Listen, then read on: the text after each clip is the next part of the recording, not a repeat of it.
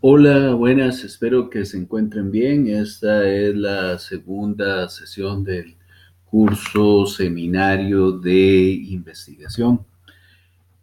Hacer hoy investigación ya de por sí puede resultar intimidante en un mundo que prefiere soluciones rápidas. Y cuando se piensa en algunos de los conceptos propios de las ciencias sociales, particularmente en el contexto de las relaciones internacionales y las ciencias políticas, algunos de estos conceptos como solidaridad, cooperación, poder, es decir, pensar directamente en RI y sobre todo en una perspectiva que no solamente desea o pretende describir la realidad, sino que tiene la intención de explicar o al menos comprender esa realidad. Lo cierto del caso es que la investigación, el ejercicio de la investigación podría resultar en el mejor de los casos, apabullante.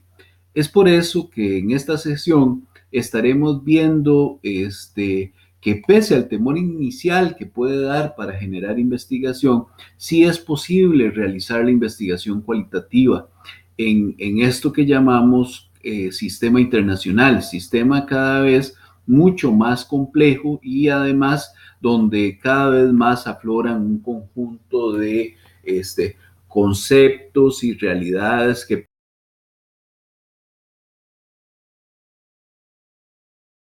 ponen. Y es que las relaciones internacionales en el mundo que vivimos, de alguna manera, significa la compleja tarea también de trabajar en términos de las contradicciones. En ese sentido, se piensa que una buena forma de acercarse a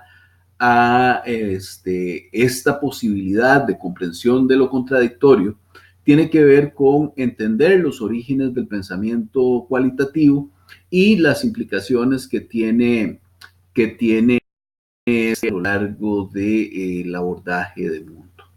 Y lo cierto del caso es que, como podemos ver acá en la primera diapositiva, conceptualizar la realidad de lo cualitativo tiene que ver primero con identificar su carácter complejo. Y esto, cuando hacemos este recorrido por la historia de los autores, nos damos cuenta que lo que hoy entendemos como investigación cualitativa ha sido un continuo tremendamente complejo y en algunas ocasiones difícil de construcción de enfoques y abordajes de la realidad. Pese a la larga data de tradiciones y de autores en el campo de las RI, resulta pertinente iniciar este recuento con los aportes de Emmanuel Kant, que ha sido catalogado como el que coloca las bases más fuertes en términos de los orígenes de la investigación cualitativa. Dentro de sus obras claves en Kant se encuentran la crítica de la razón pura y la crítica de la razón práctica. Lo que hace es sugerir que lo que percibimos no solamente es lo que se ve y que es el aparato mental el que organiza las percepciones. En este sentido se desprenden dos ideas importantes. Para el autor, conocer no es el objetivo en sí mismo, sino que es un medio para un ejercicio mucho más profundo que será el ejercicio de comprensión. Eh, Esto lo visualiza como un acto que va mucho más allá de la experiencia.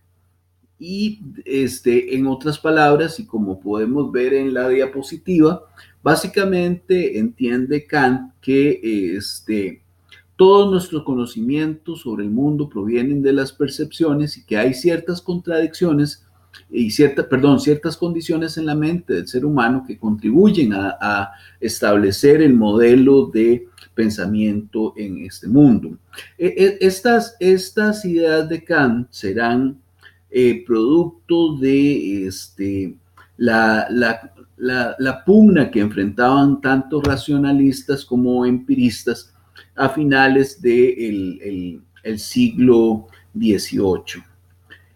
Básicamente, y si tratando de sintetizar, incluso de alguna forma muy grosera, Podríamos decir que la razón condiciona nuestra percepción sobre el mundo, es decir, la razón termina convirtiéndose, como vemos en la diapositiva, como un conjunto de lentes que van a condicionar la forma en la cual percibimos. Y finalmente, nuestras percepciones, de acuerdo a lo que señala Kant, terminan adaptándose a nuestra razón.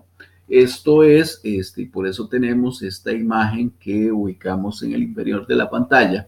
Básicamente, lo que estamos diciendo es que al final la razón, el sentido de el sentido del objeto va a estar determinado también por la razón que hemos construido para acercarnos a esta realidad. Como les decía, se presentó una crítica muy importante entre racionalistas y empiristas. Aquí podemos ver dos fotografías, la foto de René Descartes y la foto de David Hume.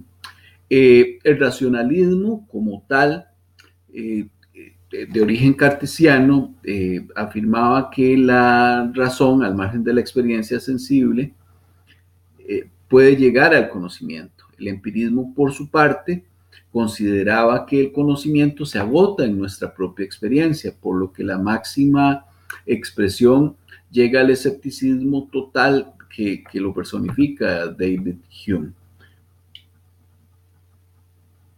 En este sentido, también posterior a esta pugna, otro de los aportes importantes será el aporte del pensamiento del idealismo alemán.